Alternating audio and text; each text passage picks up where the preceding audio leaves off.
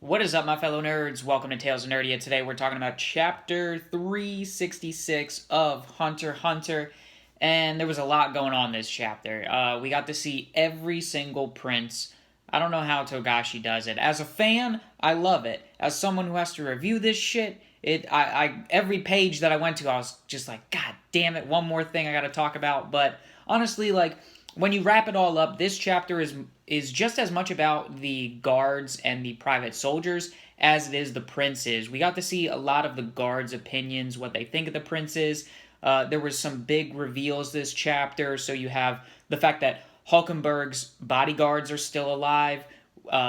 The fourth prince is learning Nen at a rapid pace. And then at the very end, of course, I'm sure everyone's favorite part of the chapter, Chrollo is back. And if you haven't seen on Twitter or Reddit already, the room that Chrollo is in right now, that number, there's some Japanese wordplay going on with that number. I will leave a link in the description below if you want more details on how it makes sense. But basically, what that number translates to is massacre or kind of kill them all. So Togashi's having a little bit of fun with this room that Chrollo is in with the wordplay there, and one thing that I really like about that part with Chrollo is you could tell that he's really trying to hold back his emotions, and it reminded me of a scene with Gon when Gon got the box that his father left him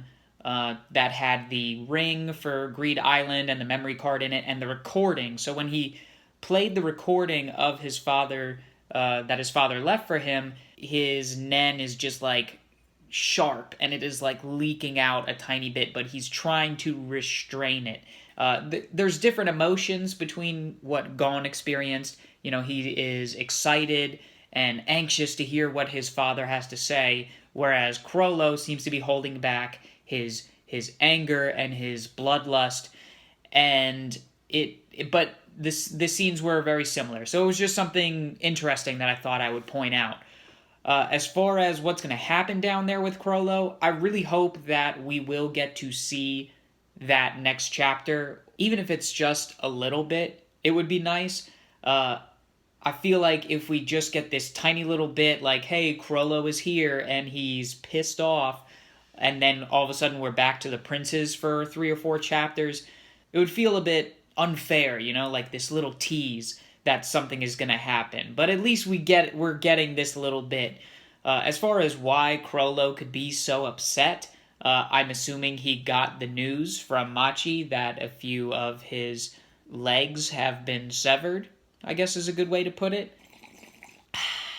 I can't really think of any other reason why he might be so upset. Like, yeah, he's down in the lower parts of the ship, you know, with the commoners and stuff, but being from Meteor City, I don't see him as like this prideful individual who, you know, would rather be on the higher floors of this ship. So I really think it just has to do with the fact that some of the Phantom Troupe was killed. But it definitely came out of nowhere, unexpected. It was really cool to see Chrollo again, and just to have that confirmation that yes, he did definitely make it on the boat. I'm sure the rest of the Phantom Troupe is with him, and hopefully we get some more development there. Jumping over to Hulkenberg. So I actually did bounce around a little bit on Twitter and on Reddit, which is where I found out about that word, the Japanese wordplay with the room that Chrollo is staying in, and also saw an interesting explanation on Reddit of maybe how Hulkenberg's Nen Beast actually functions. So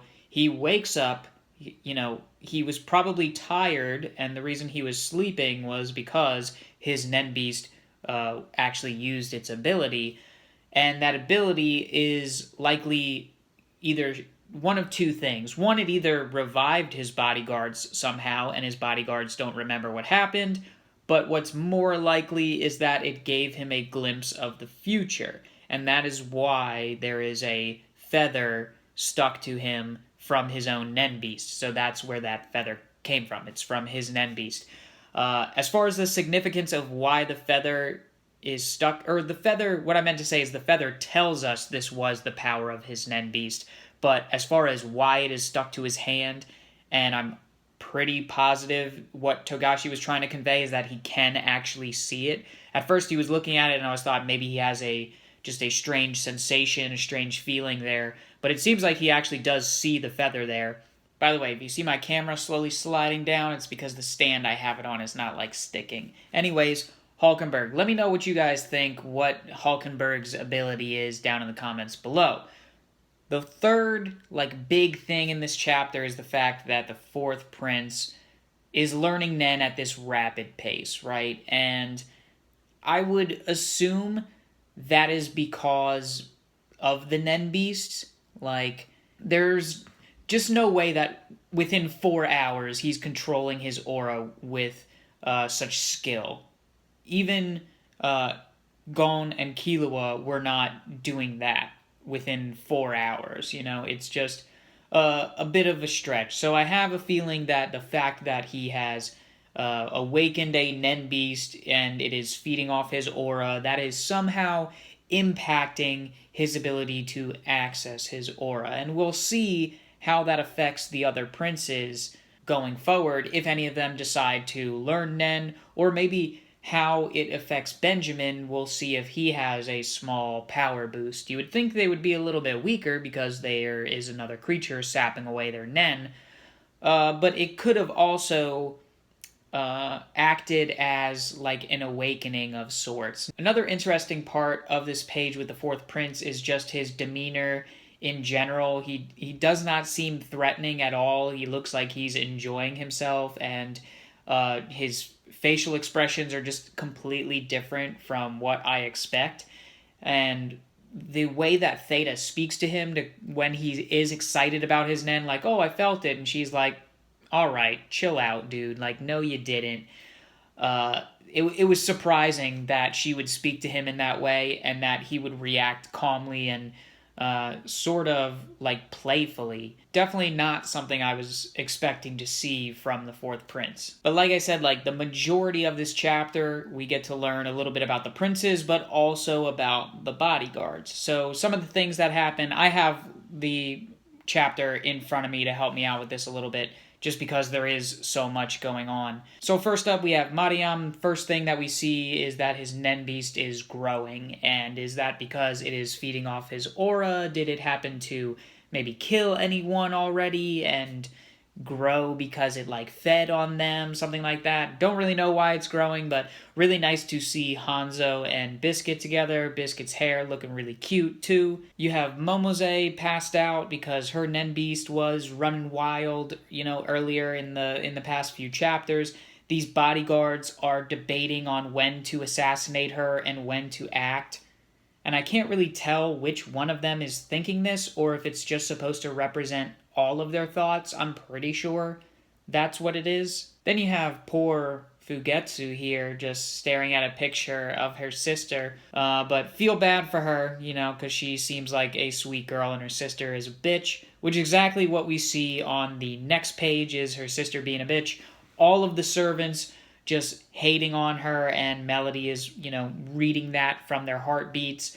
There's the translation at the bottom. I'm not sure if that's just a messy translation or I just don't understand what's going on here on that very last panel where it says, if this is something worth even deceiving herself over, then no matter what else, this is just wrong. I don't know what the hell that's supposed to mean. But actually, let's jump back to Fugetsu for a second, because what this guard says, his name is Beckham, one of Fugetsu's guards. What he says, I think, is a good summation of the chapter, and he says, we're the only two that are actually really trying to protect the 11th Prince Fugetsu. The other bodyguards are at best here to spy on her, and at worst, here as assassins. And it seems like all of the princes are going to experience this in one way or another. They're being spied on, or the guards or private soldiers are there to assassinate them. So really, nobody is safe right now, it seems like, except for Benjamin. Even though Camilla is now going to be going after Benjamin, he seems the safest because he doesn't have anyone else's guards around him. just his own and his private soldiers. Moving on, next up we have Hulkenberg, already discussed that, and then we have Saleh Saleh, which really, like, who gives a shit about him at this point? It does seem like he has some sort of plan, even though the last time we saw him, he was just partying, hanging out with the girls. But now it seems like he does have something going on. So we'll see what that is. But really, not much of an interesting character at this point, so won't waste any more time on him. So this conversation with Lucidus and Basho is, like, it's kind of interesting. It's basically Basho either created this, this drug or this sort of tobacco that also has healing properties, and him and Lucidus have a discussion on how they could do, like, clinical trials, and if Lucidus was king, he could help out with that. So a bit of bonding going on between Basho and Lucidus. I really like this page, and I love that panel at the very top where he's just exhaling the smoke. There's actually a lot of really nice panels in this chapter that I enjoyed. One of them right here, and then the next one being like Tyson when she's just being very expressive. Now, I think what we're supposed to get out of this conversation between Basho and Lucidus is just that now Basho has some investment in the prince, and he may want him to win the succession war, not just, protecting him, but really have an emotional investment in it because Lucidus can help him get clinical trials for this, tobacco or mixture of herbs that he created. After that, we get to see Tyson and what's going on with Izunavi, and out of all of Kurapika's group with Hanzo, Biscuit, Basho, I really think that Izunavi has it the worst because Tyson is just such a weirdo. And so she hands them this book and whatever. It's like, it's not really important. I feel like this page was mostly like comedy. Next up, we have Tubepa, and I think the main focus of this page is when Benjamin's private soldier gets a message that Bobby Mina, or whatever this character's name is currently carrying out his mission. So this is the private soldier that is with Bill. So Bobby Mania or Bobby Mina, whatever, is carrying out his mission, whatever that mission might be. When we bounce over to him later in a few pages, he's just hanging around. So, and we also find out that his nen from Benjamin's conversation with Balsamico, that he is a counter type. So I thought that at first maybe he was planting something in the room, or, securing the room somehow with his net. I don't know. I just thought that it would have to do with his ability, but apparently it doesn't because he's a counter type. And I would think by counter type they mean something similar to Phaeton's ability. Fuck, what was it called?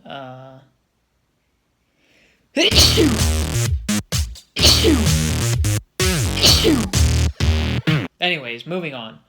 So then, Fourth Prince, already covered that. I was surprised that we didn't get to see more of this conversation between Kurapika and Zhang Li. I would assume that it was, Kurapika just telling him about Nen and about the Nen Beast, and then Zhang Li offering to provide him protection. So maybe it just wasn't a conversation that we needed to see.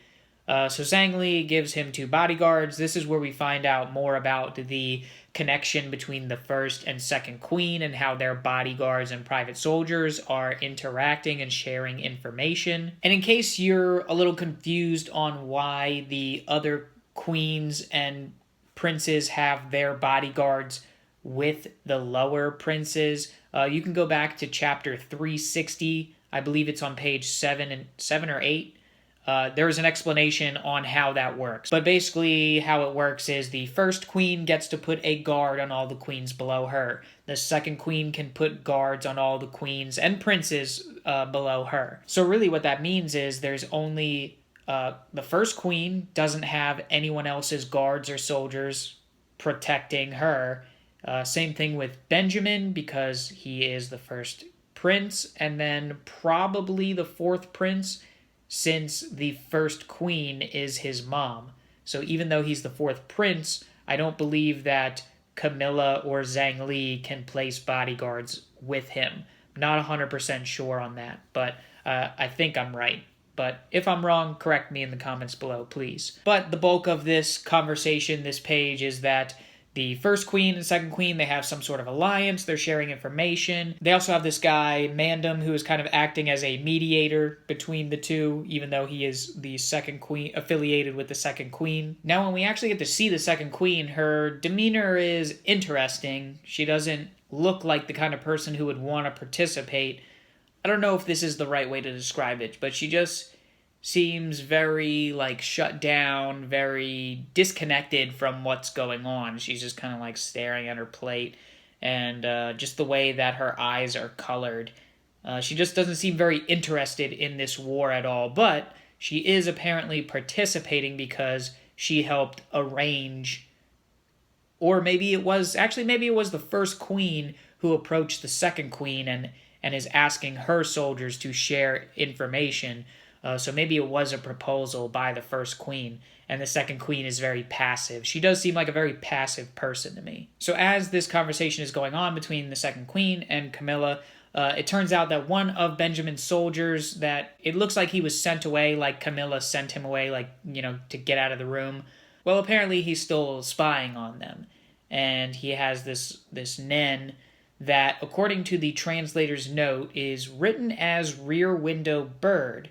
Sayard's little I was also written as Rear Window. So very interesting that both of their Nen are described similarly. It would make sense for any of the private soldiers or guards to have this kind of ability where it's used to gain information, to spy on people, and really a support type. Almost done. So jumping over to Benjamin, he's talking with Balsamico about how to interpret the fact that Kurapika didn't take his call.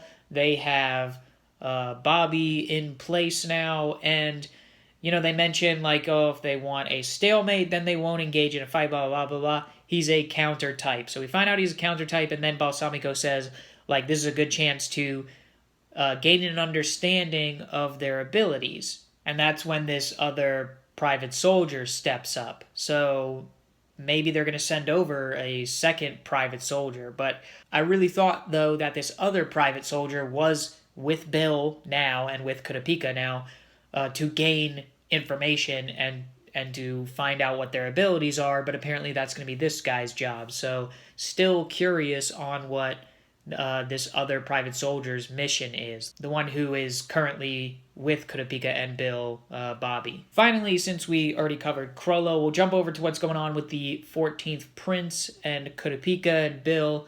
Now they have a decent amount of bodyguards and private soldiers with them, which could also be a negative thing, is more likely a negative thing. Kurapika's now realizing that the Queen Oito is not going to be able to use the ability that he granted her, and he is starting to regret his own Hatsu that he created with these really strong restrictions and this backlash that his ability has on his own lifespan.